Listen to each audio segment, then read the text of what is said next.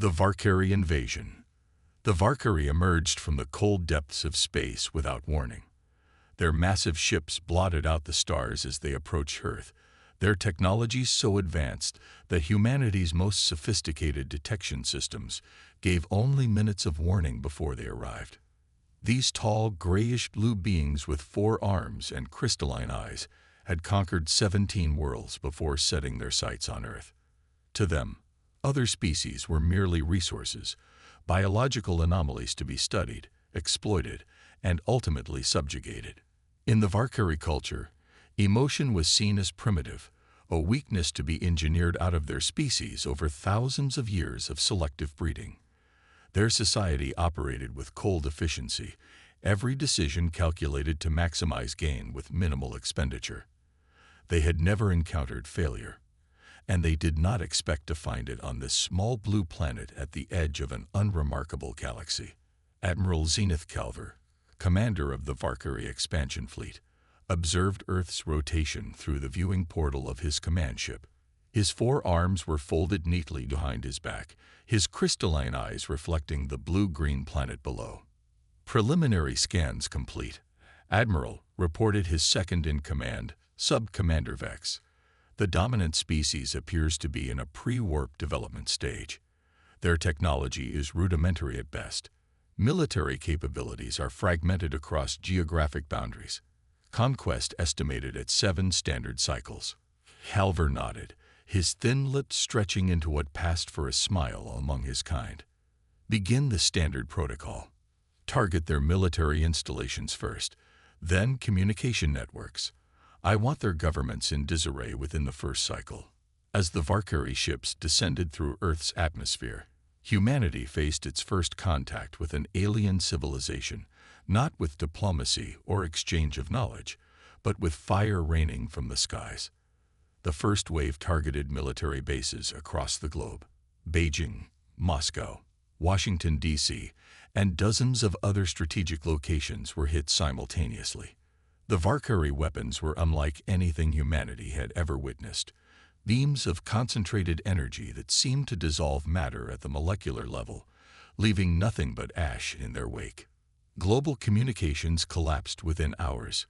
Governments scrambled to mount a defense, but conventional weapons proved nearly useless against the Valkyrie shields. Fighter jets were swatted from the sky like insects. Tanks melted into puddles of molten metal. Nuclear missiles were neutralized mid-flight, their detonation mechanisms disabled by precise electromagnetic pulses. By the end of the first day, the world's most powerful militaries lay in ruins. Panic spread as civilians fled major cities, creating humanitarian crises across continents. The Valkyrie had calculated that the psychological impact alone would break humanity's will to resist. They were wrong. In the chaos of the initial attack, something unexpected happened. Rather than surrendering in the face of overwhelming technological superiority, humans began to organize. Not as nations or armies, but as a species fighting for survival. In the ruins of Seoul, a university professor repurposed cell phone networks to create an underground communication system. In the Brazilian rainforest, indigenous tribes guided thousands of refugees to safety through paths unknown to satellite surveillance. In Detroit, automotive engineers began converting factory equipment to produce weapons based on observations of Valkyrie technology. Admiral Calver's daily briefings grew increasingly puzzling. The humans are adapting faster than anticipated. Sub-Commander Vex reported on the 7th day. They've already developed rudimentary countermeasures against our scanner technology. Several of our ground patrols have been ambushed using tactics we've never encountered. Impossible, Calver dismissed. They're primitives. Increase the intensity of the subjugation protocol. The Valkyrie escalated their attacks, targeting civilian infrastructure to break the growing resistance. Hospitals, power plants, water treatment facilities. Nothing was spared. But with each new attack, human adaptability only seemed to accelerate. In underground bunkers and hidden research facilities, scientists and engineers worked tirelessly to understand Valkyrie technology. They learned that the aliens' energy weapons created a specific electromagnetic signature before firing. This discovery led to the development of early warning systems that, while crude, gave defenders precious seconds to take cover. 3 weeks into the invasion, Admiral Calver found himself in the unprecedented position of revising the conquest timeline. The resource expenditure is exceeding projections, he admitted during a conference with the Valkyrie High Command. These humans are problematic. Problematic, Admiral. The High Commander's voice carried a note of surprise. You command our most advanced fleet against a species that hasn't even united its own planet. Explain this inefficiency. Calver struggled to articulate what was happening. They fight differently. They have no unified strategy, no central command we can target. They adapt, improvise. When we destroy their conventional weapons, they create new ones. When we jam their communications, they develop alternatives. They're using their own infrastructure against us in ways we never anticipated. Then destroy all infrastructure. The High Commander ordered coldly. Reduce their cities to ash if necessary. The planet's resources are what we need, not its inhabitants. Calver proceeded as ordered, but the escalation only seemed to inspire greater human ingenuity. In Australia, resistance fighters discovered that Valkyrie sensor technology had difficulty penetrating certain mineral deposits, leading to the creation of underground bases shielded by natural formations. In Switzerland, physicists identified a vulnerability in Valkyrie shield harmonics that could be exploited with precisely calibrated electromagnetic pulses. Small victories began to accumulate. A Valkyrie scout ship downed over Argentina. A ground patrol ambushed and captured in the ruins of London. Each success, however minor, spread through the resistance networks, kindling hope where there had been only despair. On the 42nd day of the invasion, everything changed. The Valkyrie had established a major processing facility in what was once Chicago, using it to analyze Earth's resources and prepare them for transport. The facility was their most heavily guarded installation, protected by energy shields and hundreds of warriors. It was the last place anyone would expect humans to attack, which is precisely why they did. The assault began at dawn, led by an unlikely coalition of military veterans, engineers, and ordinary civilians who had lost everything to the invasion. They had spent weeks studying Valkyrie patterns, identifying weaknesses in their defenses, and preparing improvised weapons based on salvage alien technology. Admiral Calver was awakened from his rest cycle by urgent communications. Impossible, he muttered as he reviewed the tactical displays. The humans had somehow synchronized an electromagnetic pulse with the exact frequency of the facility's shield generators, creating a momentary window of vulnerability. Then they had swarmed the location from multiple directions simultaneously, using tactics that seemed chaotic, but were in fact carefully orchestrated to maximize confusion. Deploy the reserve units, Calver ordered. I want that facility secured within the hour. But hour after hour passed, and the battle continued. Human fighters used the city's ruins as cover, striking and retreating before the Valkyrie could bring their superior weapons to bear. They employed deception and misdirection, creating diversions that drew Valkyrie forces into prepared traps. Calver watched in growing disbelief as casualty reports mounted. His warriors were being defeated not by superior technology or numbers, but by the humans' sheer determination and unpredictability. For the first time in his military career, he felt something akin to doubt. As night fell, the humans executed the final phase of their plan. They had cannibalized the facility's own power systems to create a massive explosive device, not sophisticated by Valkyrie standards, but positioned with precise understanding of the structure's weak points. The explosion ripped through the facility's central core, triggering a chain reaction that destroyed not only the installation, but also 3 Valkyrie ships that had landed to provide reinforcements. The night sky blazed with fire as debris rained down on the ruined city. From his command ship in orbit, Admiral Calver watched the destruction in stunned silence. The loss of resources was substantial, But it was something else that truly disturbed him, something he had observed in the final transmissions from his warriors on the ground. The humans had fought with a ferocity that defied logical explanation. Despite overwhelming odds, despite knowing that many of them would not survive, they had persisted. They had sacrificed themselves not out of obedience to hierarchy or cold calculation of gain, but for something the Valkyrie had engineered out of their own species centuries ago: emotional connection to others. "Admiral," Sub-Commander Vex interrupted his thoughts. "The High Command demands an explanation for this setback." Calver continued staring at the tactical display, watching as humans celebrated their victory in the ruins below. "Tell them." He paused, struggling to find the right words. "Tell them we have encountered an anomaly that requires further study." Later that night, alone in his quarters, Admiral Calver reviewed footage from the battle.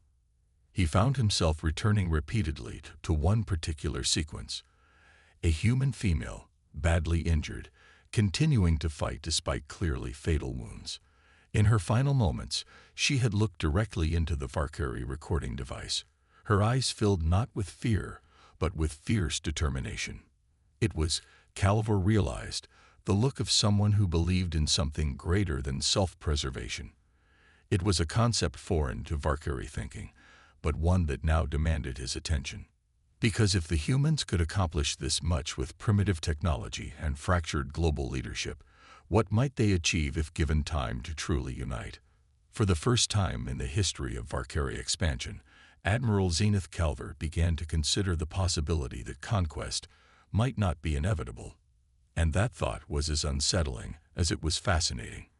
Unlikely guardians. 3 months into the invasion, a tense stalemate had developed. The Valkyrie maintained control of key strategic locations around the globe, but their progress had slowed to a crawl. Humanity continued to resist with increasingly sophisticated tactics, turning the expected 7-cycle conquest into a protracted war of attrition. Admiral Calver had been summoned twice by the High Command to explain the delays. His reputation was suffering, but more troubling was his growing uncertainty about the mission itself. He had begun collecting human artifacts, books, artwork, music recordings, studying them in private to understand the species that had so thoroughly disrupted Valkyrie expectations. It was during one such session, as he listened to a human symphony that seemed to contain emotional complexities his people had long ago abandoned, that the alert came. "Admiral," Sub-Commander Vex's voice was tense even by Valkyrie standards. "Long-range sensors have detected multiple gravitational distortions approaching the solar system. The waveform signatures match. The Nocteri." Calver's crystalline eyes widened. The Nocteri were not merely enemies. They were the nightmare that had haunted Valkyrie evolution for millennia. Ancient, inscrutable beings composed partly of dark matter, they viewed all conventional life as an affront to cosmic purity.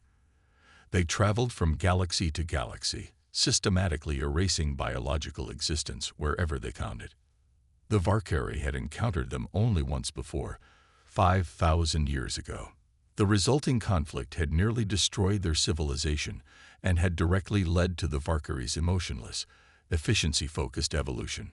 They had fled to a different arm of the galaxy and begun their own campaign of conquest, partly to secure resources against the day the Nocteri would return. "How many vessels?" Calver asked, his voice unnaturally steady. 17 confirmed, with more appearing. Their trajectory suggests they've targeted this system specifically.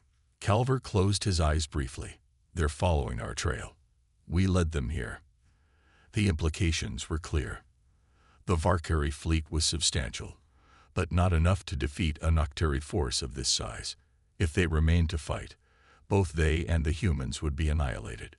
If they fled, Earth would fall, but the Valkyrie expansion fleet might survive to warn their homeworld.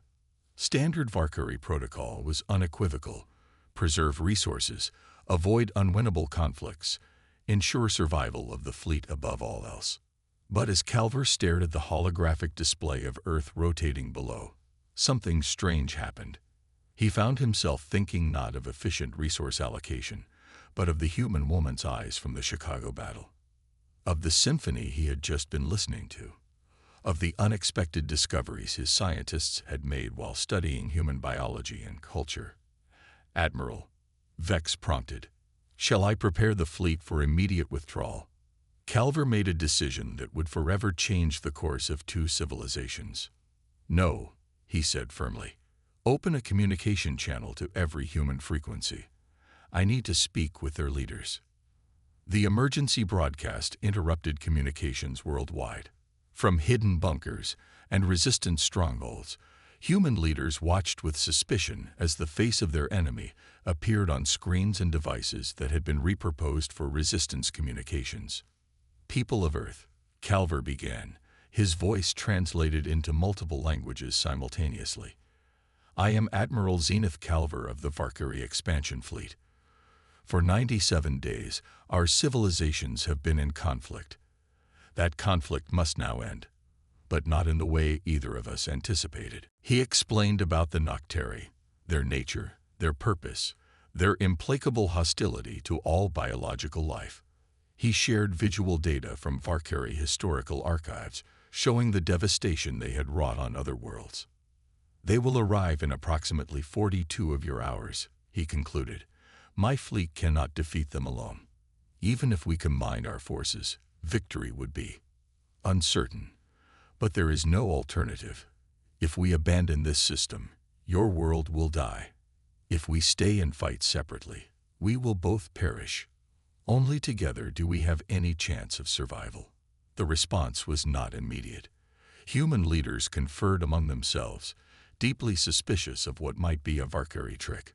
But as their own scientists analyzed the data Calver had provided, they'd reached the reluctant conclusion that the threat was genuine. 20 hours later, representatives of Earth's major resistance groups met with Valkyrie command staff in neutral territory, a repurposed oil platform in the North Sea. The humans were led by Dr. Sophia Chen, a former astrophysicist who had become a key resistance strategist. Calver had specifically requested her presence after learning of her role in several successful operations against Valkyrie forces. "Let me be clear, Admiral," Dr. Chen said, her voice tight with controlled anger. "We're not here because we trust you. We're here because if there's even a small chance you're telling the truth, we have no choice but to listen." Calver nodded. "Trust is irrelevant to survival, Dr. Chen. Cooperation is essential." The negotiations that followed were tense and complicated. The humans demanded immediate cessation of all hostilities and withdrawal of Valkyrie forces from populated areas. Calver agreed, with the condition that human resistance fighters would assist in repurposing Valkyrie installations for defense against the Nocteri. Most critically, the Valkyrie would share their technology with human scientists. Not all of it, but enough to allow Earth to contribute meaningfully to the coming battle. In return, the humans would provide the Valkyrie with something they desperately needed: innovative thinking and tactical unpredictability. "Your species approaches problems in ways we cannot," Calver explained to Dr. Chen as they finalized the agreements. "The Nocteri will be familiar with Valkyrie tactics and technology. They will not have encountered human strategies before." Dr. Chen studied the alien admiral with narrowed eyes. "Why do I get the feeling there's something you're not telling us?" Calver hesitated, then responded with unusual candor. "The Nocteri are not merely an enemy, Dr. Chen. They are the reason my species evolved as we did. After our first encounter with them, we determined that emotion was a liability in war. We engineered it out of ourselves over generations, becoming more efficient, but limited. Your species has maintained its emotional capacity while developing remarkable resilience. That combination may prove decisive." The next 18 hours saw the most remarkable collaboration in human history. Under the shadow of extinction, former enemies worked side by side.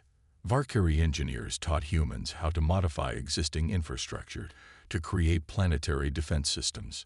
Human strategists shared insights that often bewildered their Valkyrie counterparts with their intuitive leaps and unconventional approaches.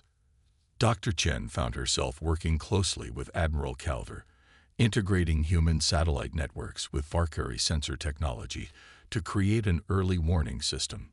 During one late-night session, she noticed him studying a copy of Shakespeare's collected works that someone had left in the command center. "You can actually read that?"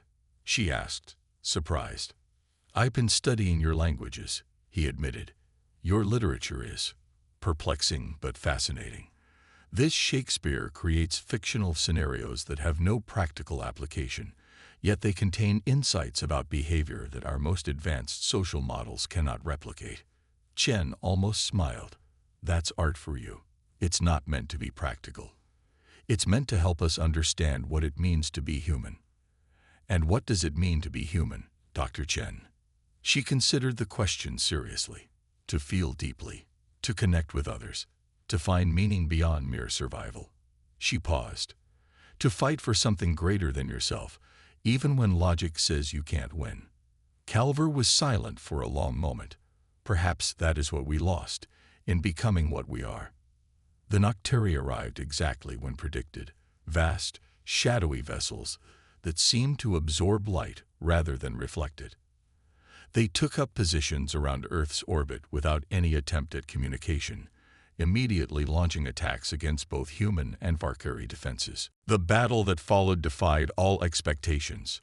Valkyrie ships, precisely coordinated and technically superior, engaged the Nocturi head-on, while human forces executed unpredictable flanking maneuvers that repeatedly caught the enemy off guard. When the Nocturi adapted to counter one strategy, the human-Valkyrie alliance would shift to another approach entirely. For 3 days, the battle raged across Earth's orbit and throughout the solar system. The combined fleet suffered heavy losses, but they were inflicting damage on the Nocturi as well, something the Valkyrie had never managed to achieve in their previous encounter millennia ago. On the 4th day, the tide began to turn against them. The Nocturi deployed a new weapon, a form of gravitational distortion that could bypass Valkyrie shields. 3 major Valkyrie vessels were lost in rapid succession, including Calver's flagship. The admiral transferred his command to a secondary vessel, but it was clear that the defensive lines were crumbling. In the Joint Command Center on Earth, Dr. Chen and the remaining Valkyrie officers watched in growing despair as their forces were pushed back toward the planet. "There's only one option left," said Sub-Commander Vex, who had assumed tactical command. "We've identified the Nocturi command vessel.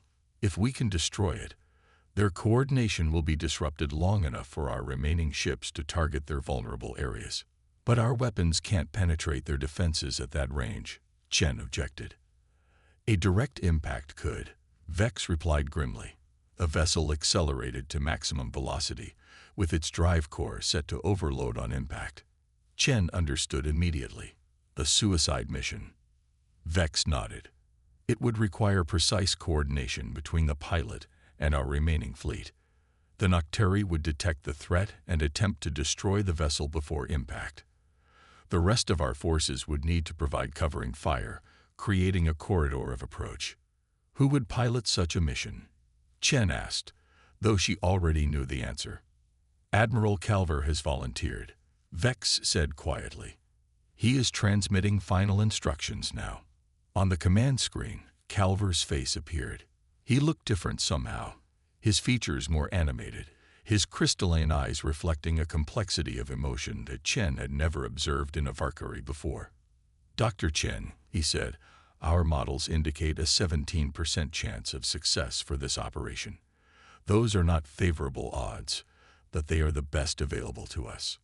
"Admiral," she started, then found herself uncertain what to say. "I have been studying human concepts of sacrifice," he continued. "Your species has a remarkable capacity for it. I believe I am beginning to understand why." He paused. "If we succeed, the knowledge we have shared with you will help your species advance. Perhaps one day, you will find a way to restore what my people have lost." "Admiral," Chen said firmly, "when this is over, we'll work together to find that way." Calver's lips formed what looked almost like a human smile. "I would have enjoyed that collaboration, Dr. Chen. Prepare your forces. We begin in 6 minutes." The operation unfolded with the precision characteristic of Valkyrie planning, but with tactical innovations distinctly human in origin. The remaining fleet executed a complex series of maneuvers, drawing noctary fire, while Calver's ship accelerated toward the enemy command vessel. From the command center, Chen watched as the small blip representing Calver's ship weaved through the chaos of battle, sustaining damage but maintaining its course. The Noctari realized the threat too late, redirecting their forces desperately to intercept the approaching kamikaze.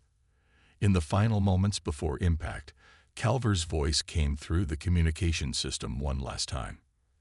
"Tell your people, Dr. Chen, that the Valkyrie have remembered what it means to fight for something beyond survival." The explosion was visible even from Earth's surface, a flare of light that momentarily outshone the sun.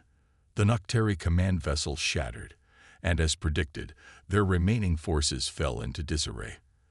The combined human-Valkyrie fleet seized the opportunity, pressing their advantage with coordinated attacks that targeted the weaknesses they had identified.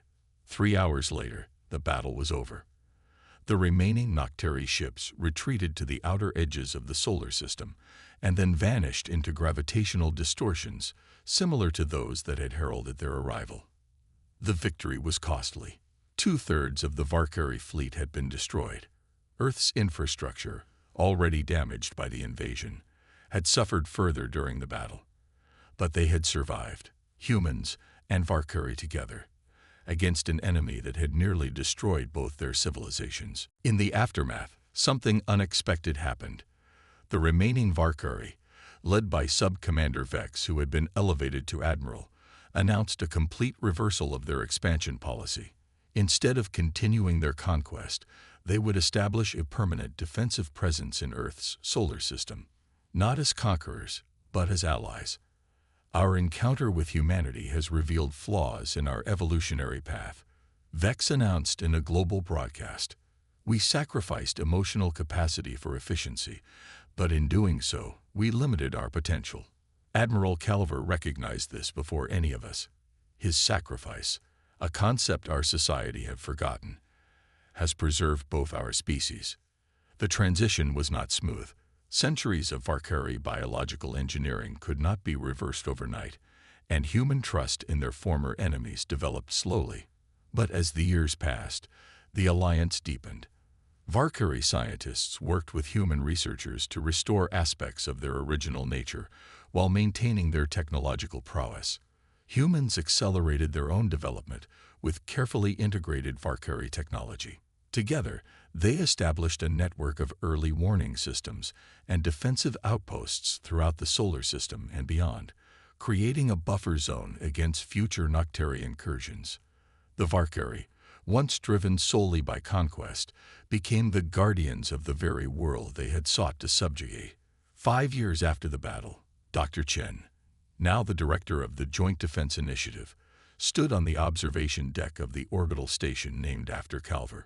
Beside her stood Admiral Vex, watching as a class of human and Valkyrie cadets trained together in zero gravity. He would have found this development fascinating, Vex commented, gesturing toward the mixed group of students. Chen nodded. He was already changing before the end. "I saw it in his eyes when we last spoke." "Yes," Vex agreed.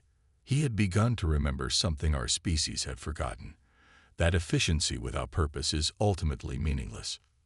Below them, Earth rotated peacefully, its scars from the invasion healing under the combined efforts of both species.